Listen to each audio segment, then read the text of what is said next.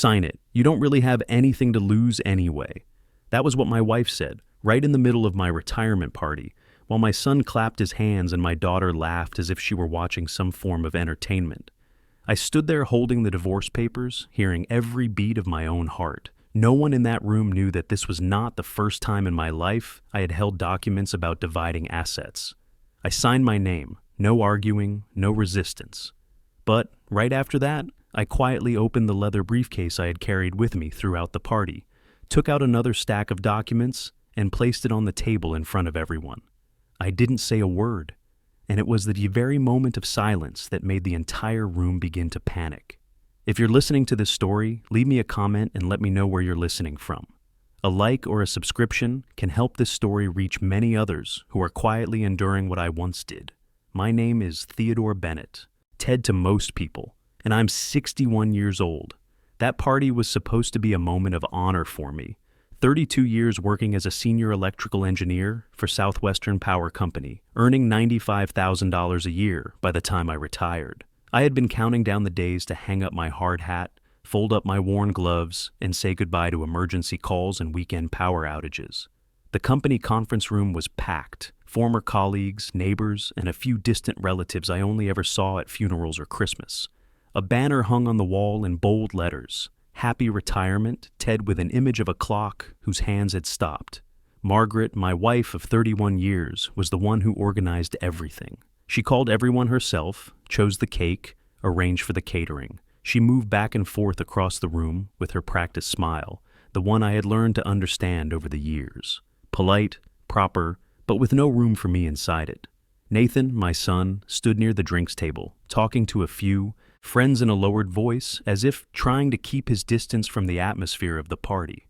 Catherine, my daughter Kate, wore a neatly tailored black dress, her eyes fixed on her phone, occasionally looking up to smile politely before lowering her gaze again. When my supervisor stepped up to speak, I felt warmth spread through my chest. He talked about long shifts, about storms that left entire neighborhoods dark, and about people like me who went out into the night to restore power line by line. He mentioned the substation upgrade project I had led in 2019, saving the company $2.3 million in potential outage costs. There was applause, a few whistles. I stood up, nodded in thanks, and saw genuine respect in the eyes of some people. In that moment, I thought, whatever my family thinks, at least these people understand what I've done for this community. Then Margaret stepped up. She held the microphone with both hands as if afraid it might slip.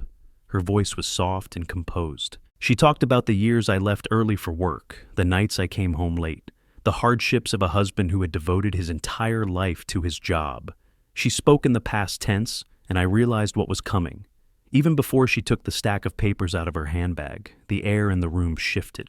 I heard chairs move, short whispers, and then that sentence fell clean and cold, like a knife placed exactly where it would cut deepest. Sign it. You don't really have anything to lose anyway. Nathan clapped first. I don't know whether he did it out of shock or because he had been prepared. Kate laughed, a short laugh, as if she could finally exhale. No one stood up to stop it. No one said, "Wait."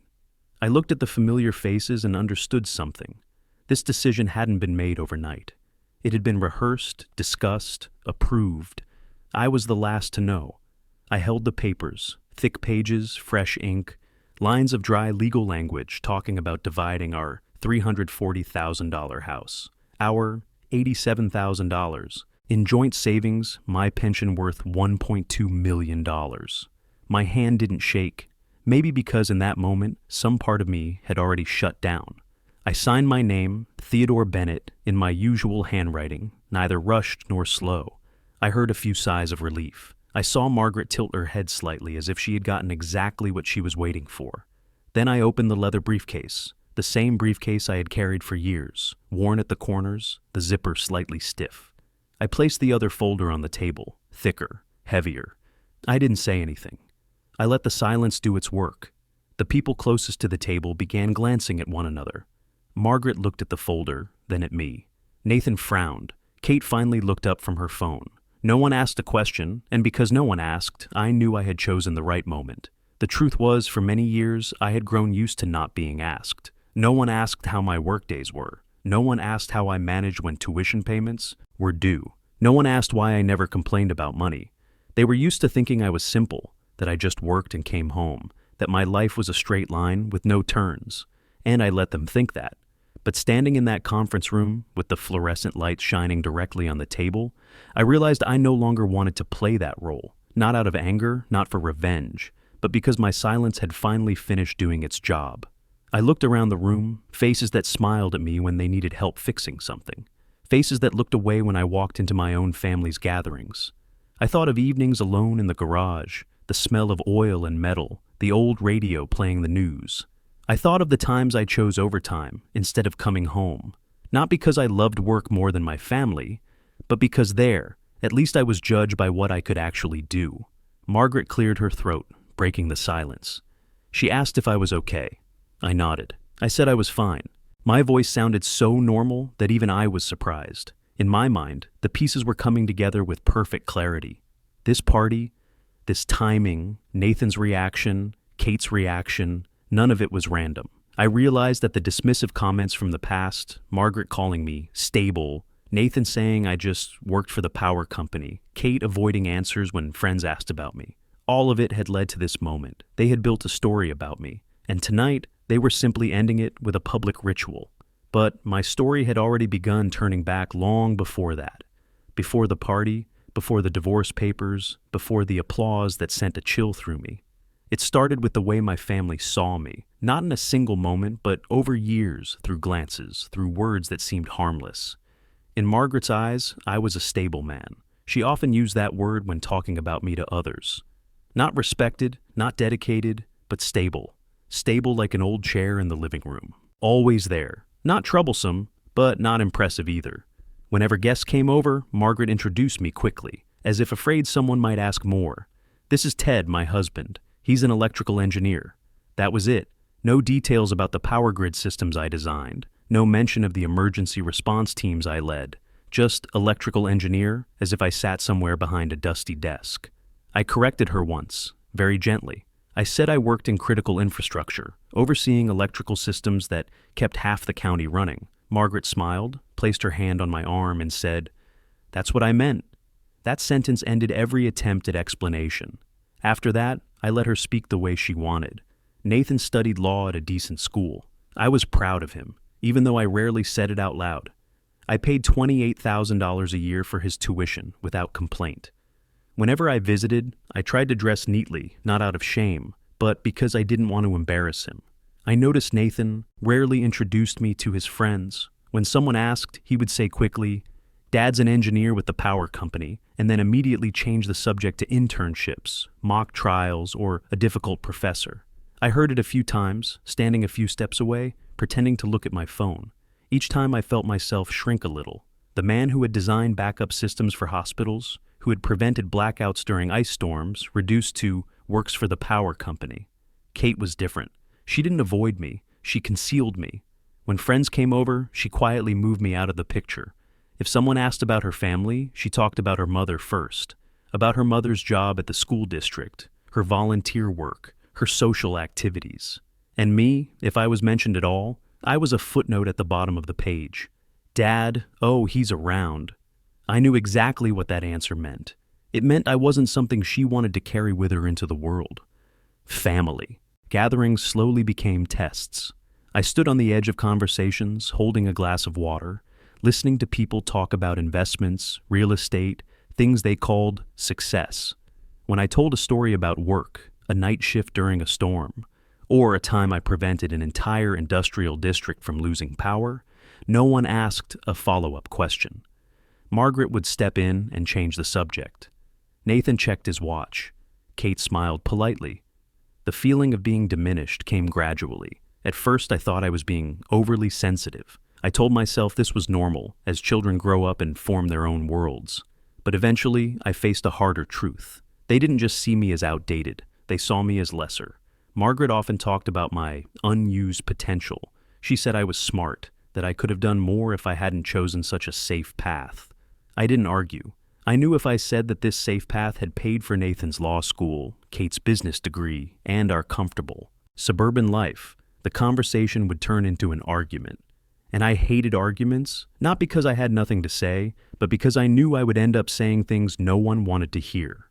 Some nights after everyone was asleep, I sat alone in the kitchen with only the small light over the sink on. I thought about the years that had passed, about the choices I'd made. I wondered if I was wrong to choose a steady career over flashier options. But then, I remembered the times Nathan needed $3,000 for bar exam prep. The times Kate needed me to co-sign her $25,000 business loan. They came to me when they needed certainty, and I was always there. Gradually, I stopped reacting. When Margaret made a sarcastic comment, I nodded. When Nathan grew impatient with my stories, I listened to his complaints about my boring work. When Kate avoided my eyes at social events, I didn't try to pull her back into conversation. I shifted from reacting to observing. I began noticing how they spoke when they thought I wasn't listening. I remembered small details. The looks exchanged between Margaret and Nathan, the way Kate fell silent whenever money came up. I didn't jump to conclusions. I just collected information. My silence made them comfortable. They thought I didn't notice. They thought I was used to being overlooked. And in a way, they were right. I was used to it, but not in the way they assumed. I was used to standing back and seeing the full picture. I was used to waiting. I don't remember exactly when Nathan first asked to borrow money. I only remember his tone, calm, almost gracious, as if he were giving me a chance to be useful. It was an early autumn afternoon in 2019. I was in the garage working on my ham radio setup when my phone rang. "Dad, I need some money for the bar exam prep course," he said directly. "Not a lot, just $4,500 for materials, review classes." I asked when he needed it. He said as soon as possible. There was no apology for bothering me, no question about whether I could manage it, just one closing line. "I know you'll understand." I understood. I always did. I hung up, washed my hands, and went upstairs to my small home office. Third drawer on the left, I took out my checkbook. I wrote the check for $4,500, signed it, and put it in an envelope. When Nathan came to pick it up, he took the envelope with one hand, nodded his thanks, and said, "It really helps that you handle this. I know you're not exactly rolling in money." That sentence stayed with me all evening, not because it was cruel, but because it was unconscious. Nathan truly believed I wasn't well off, and I realized then that wasn't just his fault. A few months later, it was Kate's turn. She called early in the morning, her voice quieter and more careful than Nathan's. She said she had applied for a business loan for a marketing startup, but the bank required a co-signer. She explained she had asked her mother, but Margaret said it wasn't appropriate. She asked her uncle, then a family friend. No one agreed. I was the last person she called. "Dad, I hate to ask," Kate said, "but could you co-sign for $32,000? It's just paperwork." I asked about the business plan, the risk involved. Kate explained everything quickly. When she finished, I said I'd look at the documents. That afternoon, she brought them over. I signed. No questions, no comments about being the last option. Kate sighed with relief, smiled, and said, "I didn't think you'd qualify, but apparently they accepted it." That sentence hurt more than I expected. Neither Nathan nor Kate had ever asked where my money came from beyond my engineering salary. They never asked about my overtime income, which added $18,000 to $25,000 each year. They never asked if I had savings or investments. They simply assumed I could scrape together enough to rescue them when needed, but not enough to be considered successful. I began to understand that in their eyes, my value didn't lie in who I was as a person, but in my usefulness when required. Margaret reinforced that image quietly. Whenever money came up, she spoke for me. "Ted doesn't need much," she often told others. "He's very practical. A steady job is enough for him." It sounded like praise, but underneath was a clear message. I wasn't ambitious. I wasn't a wealth creator, just someone who kept things from falling apart. The seed of resistance didn't sprout immediately.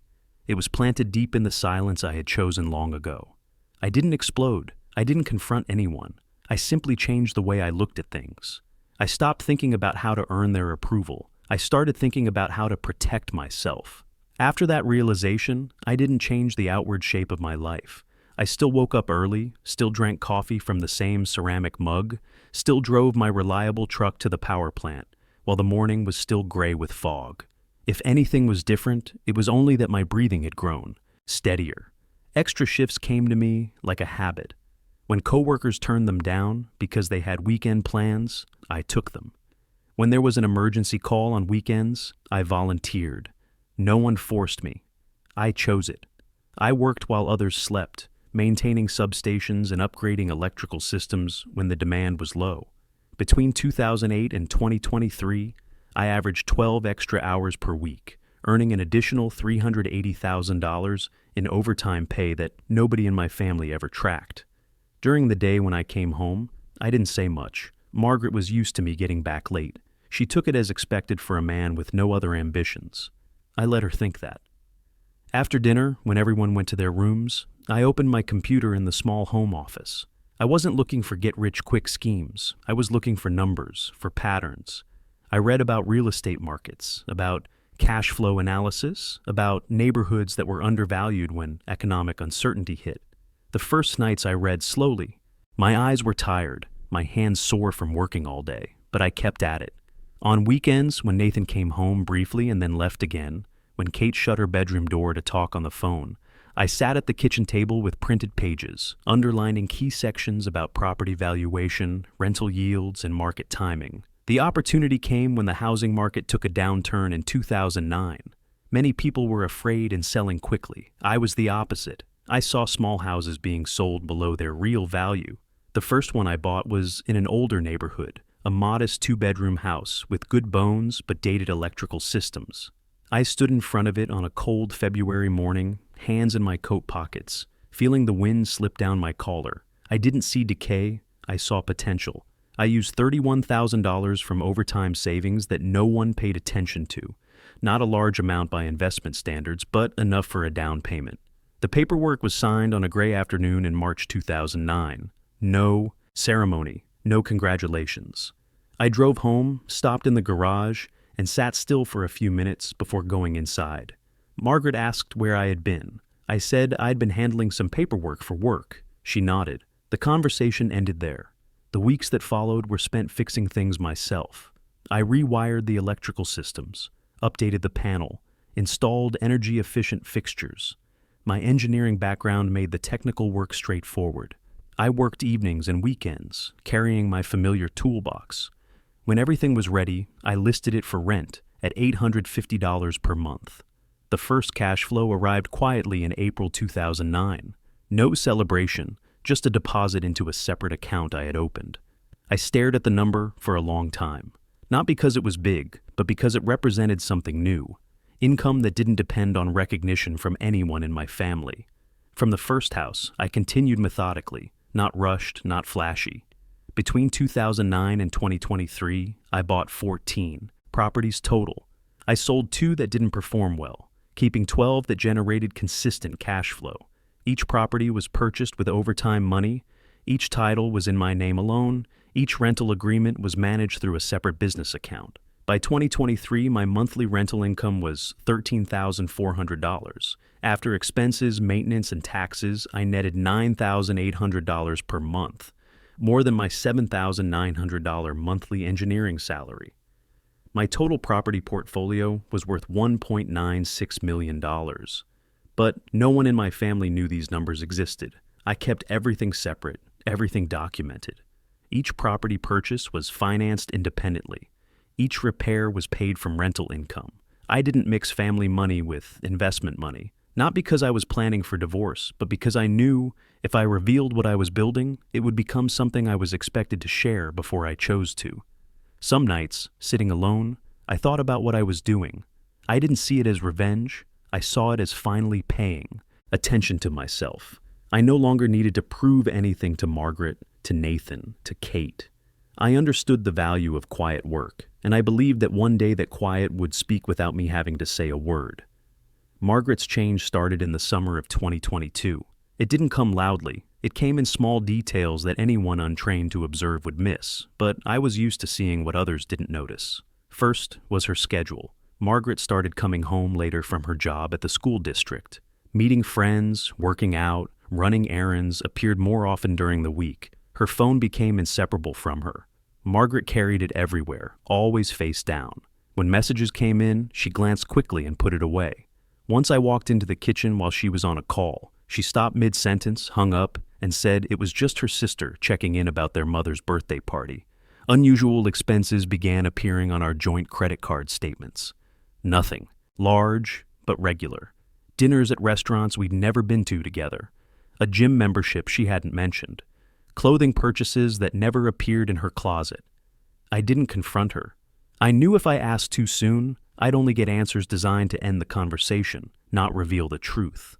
What caught my attention most was how Margaret talked about the future. It was no longer we, but slowly became each of us needs.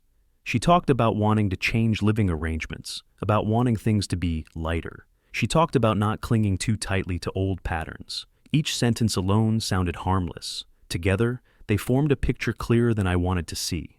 By December 2022, I began hearing the phrase Margaret's happiness more often in family conversations. Nathan said it one afternoon when he stopped by for Christmas, leaning against the kitchen counter with his law degree finally complete. His tone was gentle, measured, as if stating something obvious. He said, Margaret had sacrificed many years, that now was the time for her to think about herself. Kate added softer lines during our holiday dinner, that everyone had the right to find their own path, that sometimes loving someone meant letting go. I listened, nodded, set my coffee cup down, and didn't argue. They didn't mention me directly, but the absence of my name in those sentences was exactly what caught my attention. In February 2023, I discovered the truth about Margaret's changes. Her book club friend had a name, Carl Rodriguez, a financial planner who had helped us set up our retirement accounts 3 years earlier. I found out by accident when I saw them together at a restaurant during my lunch break from a job site. They weren't discussing books or retirement planning. The way Margaret leaned across the table, the way Carl held her hand, made everything clear. I didn't confront them. I didn't storm into the restaurant. I finished my lunch, drove back to the job site, and spent the rest of the afternoon thinking. That evening, I began documenting what I observed, not for revenge, but for clarity. I needed to understand exactly what I was dealing with. Over the next 6 months, the picture became complete. Margaret was planning to leave me, but not alone. Nathan and Kate were part of the strategy. I heard them discussing Dad's retirement assets in conversations they thought were private. They talked about the house value, my pension, our savings. What they didn't discuss was whether I might have built anything beyond what they could see. The suggestions began in early 2023. Not orders, but questions that sounded casual. Nathan asked if I'd ever thought about downsizing the house now that retirement was coming. Kate said the market was good. That many people were right-sizing their finances before major life changes. Margaret said our 4-bedroom house was too big for 2 people approaching retirement. I realized their way of speaking assumed the outcome. Divorce was no longer a possibility in their minds. It had become inevitable, a next step in a plan they believed I would accept the way I had accepted so many things before. They were counting on my stability, on my unwillingness to make waves. When Margaret suggested organizing a retirement party for me in September 2023, I nodded. I let her take charge. I let Nathan and Kate help with arrangements. I let them believe I was entering the final stage of a predictable life. Meanwhile, I knew very clearly the time was approaching. Not the time to speak, but the time to let them speak for themselves. The atmosphere in the conference room the night carried the kind of formality I'd known for years, working in the power industry. But when Margaret stood with that envelope, when Nathan clapped, when Kate laughed, I knew the moment had arrived. They had done exactly what I had prepared for. After I signed those divorce papers and placed my folder on the table, I stepped outside. For exactly 3 minutes. When I returned, I was ready to show them what 15 years of methodical planning looked like. I opened the folder slowly. Inside were property deeds for 12 rental houses, bank statements showing $13,400 in monthly rental income, tax returns documenting $9,800 in net cash flow, and appraisal reports valuing my portfolio at $1.96 million. I had built an empire while they thought I was just working overtime to fix power lines. I read the numbers clearly. 12 properties purchased between 2009 and 2023. Total value, $1,960,000. Monthly net income, $9,800. All purchased with my overtime earnings. All owned in my name alone. I spoke slowly so no one could misunderstand. I didn't use complicated financial terms. I just stated the truth as it was. The room went completely silent. Not the polite kind of silence, but the kind that comes when something fundamental collapses inside people's minds. I saw it on Nathan's face, every assumption about his father being recalculated in real time. I saw it in Kate's eyes, clear shock replacing the confident laughter from 5 minutes earlier. I saw it in Margaret, sudden realization that her 31-year marriage had been to a man she'd never bothered to actually know. Margaret spoke first, her voice barely a whisper. "Why didn't you ever tell me?" I looked at her calmly and said, "You never asked. In 31 years, you never once asked what I did with my overtime money. You never asked about my investment research. You assumed I was simple, and I let you believe it." Nathan stammered, "Are those numbers real?" I nodded and slid the bank statements across the table. Kate asked if we could discuss everything again. I looked at her for a long moment and said, "Everything has been discussed. These papers you wanted me to sign divide the assets you knew about. The assets you didn't bother to discover remain mine." The aftermath unfolded exactly as methodically as I had built my portfolio. My lawyer called the next morning with a simple observation. "Mr. Bennett, your financial documentation is flawless. Everything is separately owned, clearly titled, and legally protected. This changes the entire divorce calculation." Margaret's demands were revised dramatically. Carl Rodriguez, her financial planner lover, disappeared from her life within 48 hours of learning the real numbers.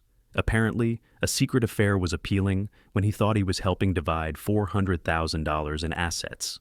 When the actual portfolio reached nearly $2 million, his interest in a complicated divorce evaporated completely. Nathan lost the law firm job offer he'd been counting on when word spread about the family scandal. Kate's startup lost its angel investor backing when her public support for Mom's happiness became associated with a very public divorce humiliation. Both of them called me repeatedly over the following months, their voices no longer confident, but worried, uncertain. I responded to their calls within boundaries. I was still their father, but I was no longer their automatic safety net. I told them clearly that I would consider requests for advice, but requests for money simply because they assumed I had. It would be declined. That wasn't revenge, it was education. My life now is quieter, calmer, and entirely under my own control. I wake up each morning in a smaller house that I chose, drink coffee while reviewing my rental income statements, and spend my days however I decide. The peace I found doesn't come from everything being over, but from finally understanding my own worth. The deepest truth I learned is this: people will only respect the boundaries you're willing to enforce, and silence is only weakness if you never choose to break it with action. Sometimes the most powerful thing you can do is stop explaining yourself and start building something that speaks for itself.